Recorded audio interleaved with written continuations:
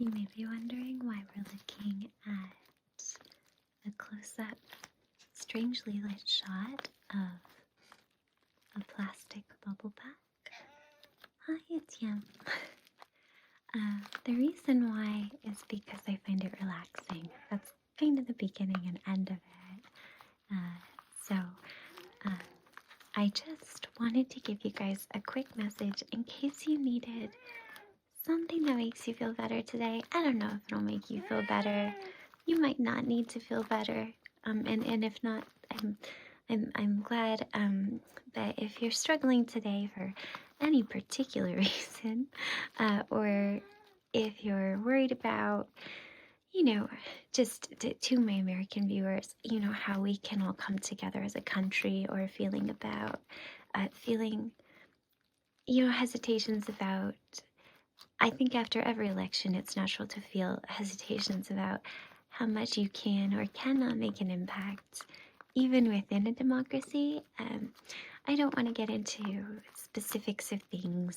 That's not what you're here for. And there's so much space for that. And if anything, you might need a day or two off from all of that. I think no matter how you feel about things, it's natural to just maybe celebrate that your phone's no longer blowing up with requests for donations, or that YouTube is actually not allowing political ads from here on out in this particular cycle.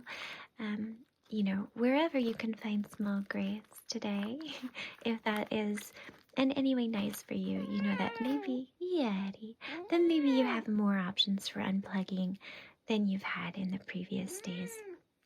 I do hope that is something comforting. At the same time, I don't want to make light of or speak on how anyone should feel or does feel one way or the other about anything at all.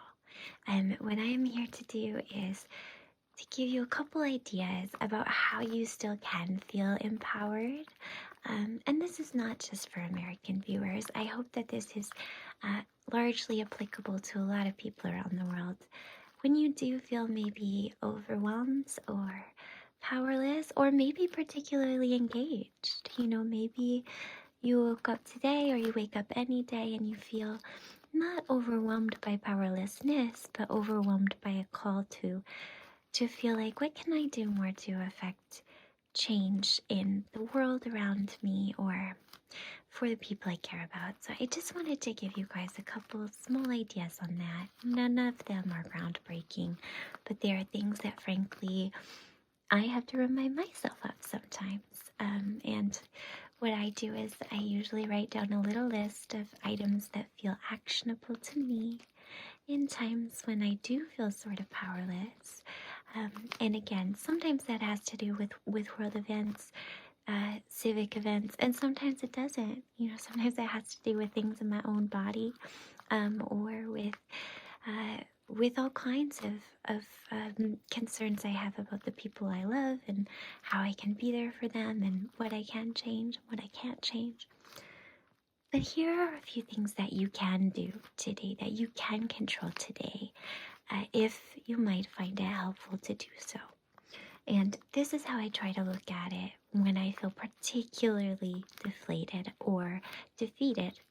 I try to think about 3 areas: what I can do in my community, what I can do for my loved ones, and what I can do in my home, my everyday environment.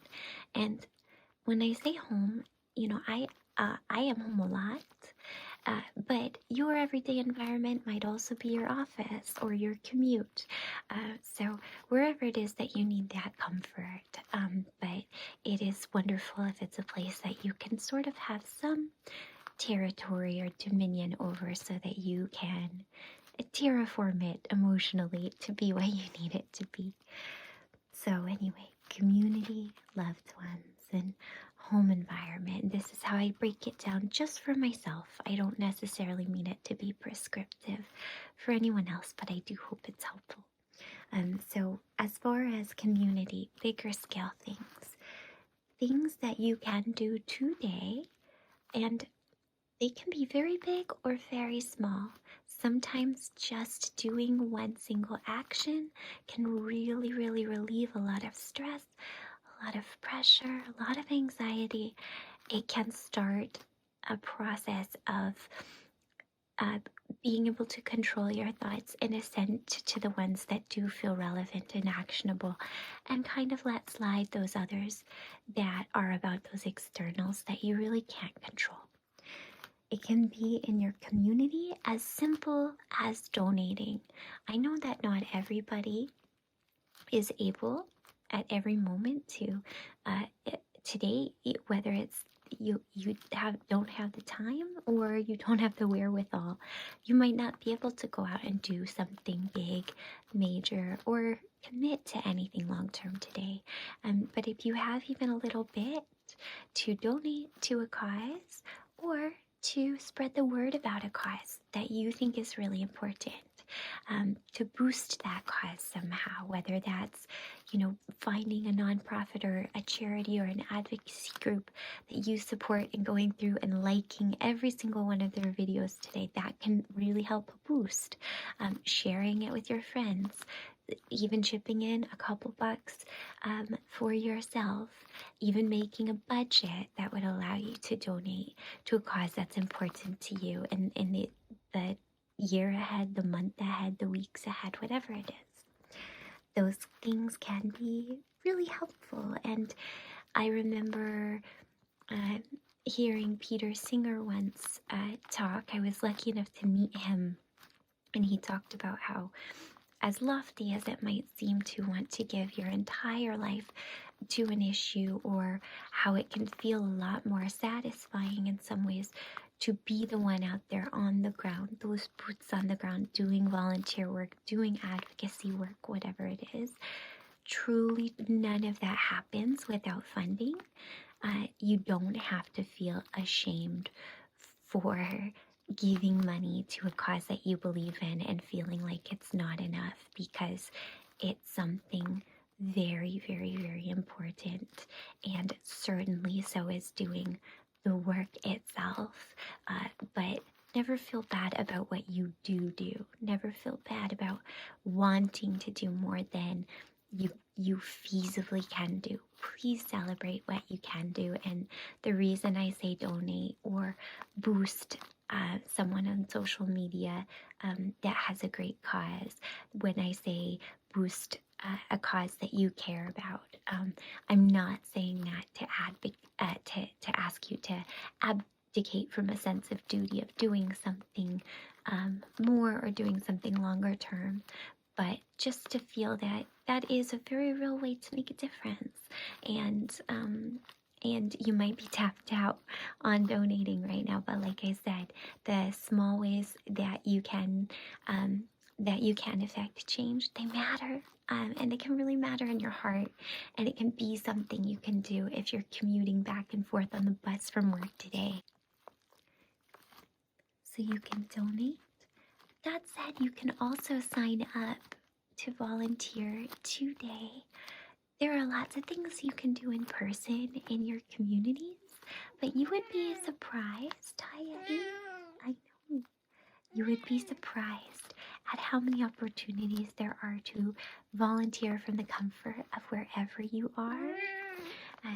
I personally have worked with the text crisis line before, and that is something that you can do from your home. There are so many opportunities now to volunteer from home, to do good work from home. That said, going out and meeting other people who feel passionately about the causes you do can be such a boost to your heart and mind. So certainly don't deny yourself that, if that sounds like something good. Research, do a search for ways to get involved. You might be surprised that it might be a little less daunting than you thought if you aren't somebody who has maybe taken that plunge yet. Don't limit yourself in terms of what you think is possible, because more and more there are more drop-in volunteer opportunities in our world. There's more remote ones.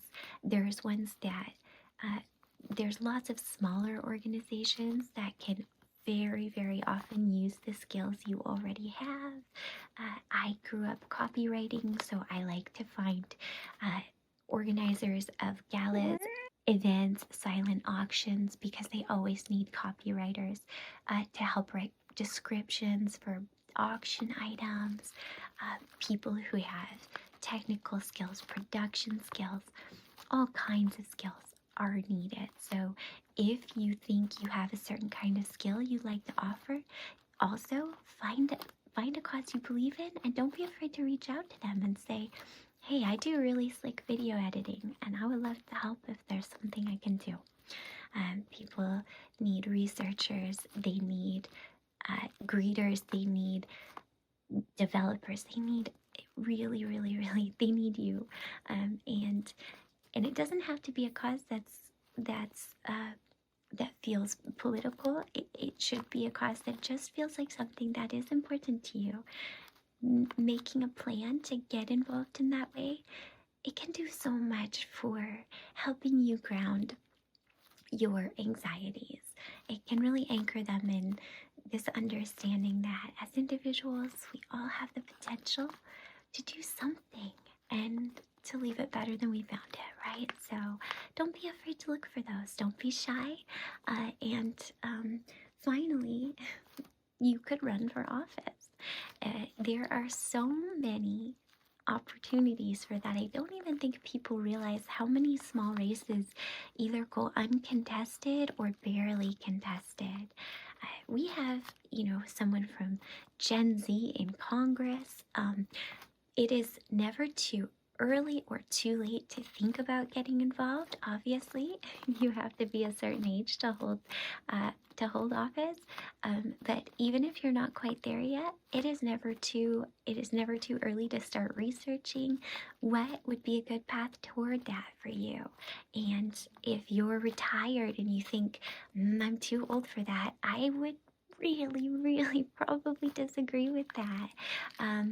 Whether you're feeling too old, too young, too disenfranchised, I would look at the fact that more and more with every election, one thing that really warms my heart is seeing people who represent every kind of American getting elected to office. You might think you've never seen someone just like you in office before. Maybe you could be the first. So please don't sell yourself short there. You do not have to be a perfect speaker. You don't have to be a perfect person with a perfect record. I think that being passionate, being dedicated, having the right drive, I think a lot of people have a lot more potential than they give themselves credit for. So those are some ideas for getting involved in your community and maybe talking through the barriers you put up for yourself. With your loved ones, simple stuff here. Check on a friend who you know might be feeling affected by certain things, who might be worried about certain things. If you want to, and again, this can have to do with current events or not at all. Just any time in life, you might be feeling really like you're struggling to connect, and like honestly, you need some sense of comfort. I know it sounds sort of backward, but truly, reaching out to somebody is such a great way to feel connected yourself. Of course, do it in good faith. Don't reach out to somebody and then, just dump on them what you're going through. But very often you'll find that they do want to naturally reciprocate. They do want to, of course, check on you too. But the very act of being there for someone else, it can be so empowering for your sense of self, for your self-worth, and it can be a good reminder that every person has the potential to be a bright spot in someone else's life. So don't ever, again, sell short the idea that does matter, that connecting, it really matters. It might have been a really long time since you even had a little phone call with someone, and maybe that sounds outmoded, but Man, I love more and more and treasure more and more when I can talk to my friends, even for just 5 minutes and really hear their voice. Or even if someone leaves me a voice memo instead of just a text. The texture and warmth of someone's voice when you love that person is immeasurably sweet. And so send a text, send a voice memo, write a card or a letter today. It's such a beautiful act to be able to actually write something with your hands and pop it in the mail. Just even popping it in the mail can feel fun. I think even just like popping a stamp on a letter is really exciting. And it's a little way of boosting someone's day. It doesn't even have to cost anything. In fact, if you draw or create your own little card, I bet you it will mean even more. But whether you send a card to your mom or an old friend, an old teacher, somebody who has helped you along your way, just to say thanks, I can almost guarantee you this will make you feel better. And especially if you know anyone who's feeling disenfranchised or particularly not accepted right now. I think that is ultimately, to me, my dream is for no one to feel this way. If there is somebody you think particularly is feeling pain of feeling left out, whether that's in some larger systemic way or some very small way, you can be the one to say, hey, I'm going to come pick you up. You want to grab some coffee? You know? And again, I'm not saying to force coffee on people. In fact, some people, might be put more on edge by coffee. But what I'm saying is sometimes I know in my life I can be very, I can sound non-committal just because I'm trying not to pressure someone. Do you ever do that where you're like, hey, we could hang today if you want to, if it's good for you. But no pressure, no pressure. I talk that way, and a lot of my friends do. I'm lucky to have a lot of very considerate friends. But I think to just step up and be like, you know what? You wanna go take a walk today? I'm free if there's a good time for you. Sometimes just asserting that you really are there and you really are willing to just get that person out and let them know that they do have space in your life. And that could be enough. Having space in your life could be enough for someone to go from feeling maybe very, very dismissed to feeling seen, heard, and understood. So your home environment, like I said, you might find that the thing that most needs coziness is your office or a shared space. But your home itself, if you can, commit to making that a space where you'll feel comfortable and also maybe feel more comfortable inviting others into it. For example, I am starting work on a garden space. I want this for myself. I want this for my family. And I also want to have a nice, really cozy refuge for when I like to invite neighbors over. I like to have friends and family. To have like a nice, beautiful spot in the garden where it truly feels like a retreat.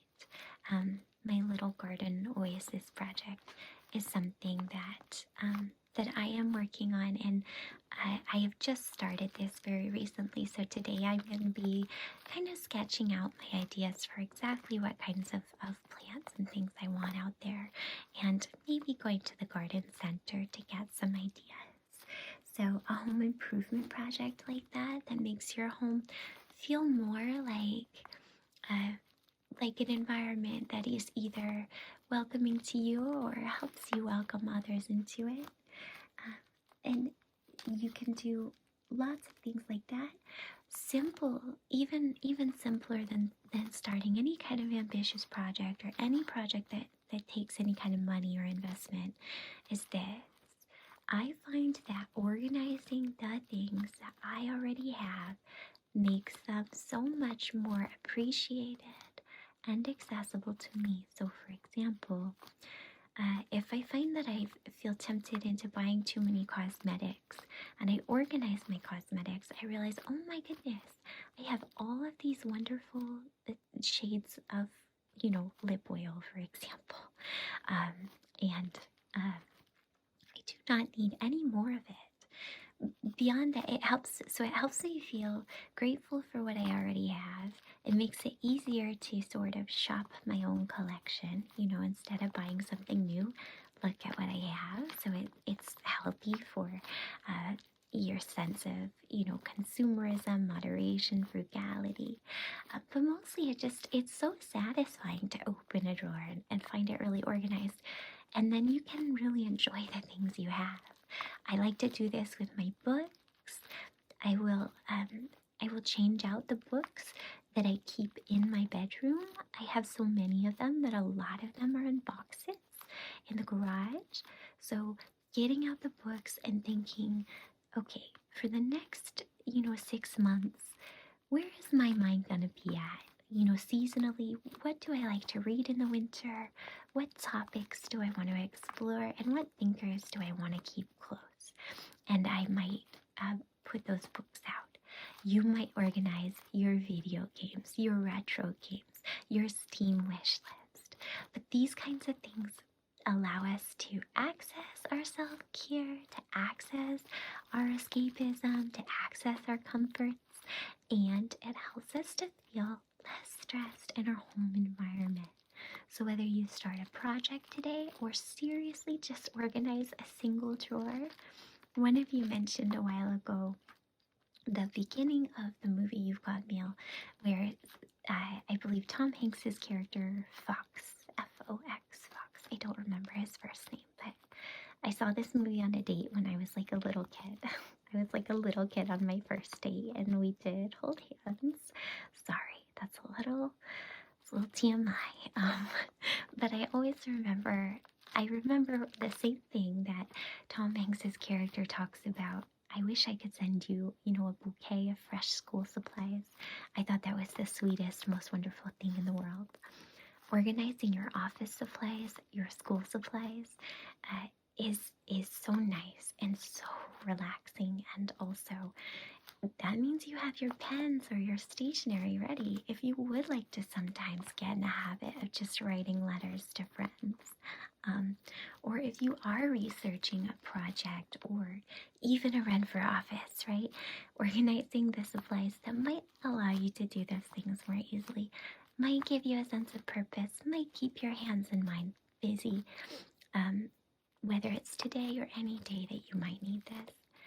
And with that said, the last thing I want to say is I never, ever, ever want to make light of or prescribe that you just good vibes only your way through something. Whatever you're feeling for whatever reason, don't ever let me or anyone else tell you that the only way through it is with good vibes. I don't think that's helpful. I think what's helpful is honoring your own feelings, but trying to remember that you can ground yourself in the facts of what you can control, what you can't control, and that oftentimes, even though it doesn't feel like you can control very much, I remember when I first started reading some of my favorite philosophers a long, long time ago, thinking, gosh, the things that they're saying I can actually control are very, very few. What I realize now is I can always control a whole lot more than I think, especially if I stop thinking about it and conceptualizing it so much as control as agency. I have agency in this world, and I am super lucky to have so many privileges in my life. I understand that, and you may not have all the same ones I do. Your concerns might feel more urgent, more immediate, and more existential. And so no way do I mean that, writing a letter or organizing a drawer will fix that all, and that you should all be Pollyannas just like me. Please, please no. In my heart of hearts, I also get demoralized. I also get sad. I also get angry. I just always advocate for myself, for those I love, and for you guys, because I really, really adore, enjoy, and have so much love for you all, that there is more, that anger, despair, concern, anxiety, these are natural stops along the path of life, but they don't have to be the final destination, and the final destination can be somewhere victorious, and hopefully somewhere that feels very loving to you and to yours, and that is what I wish for you. With that said, I love you all so much.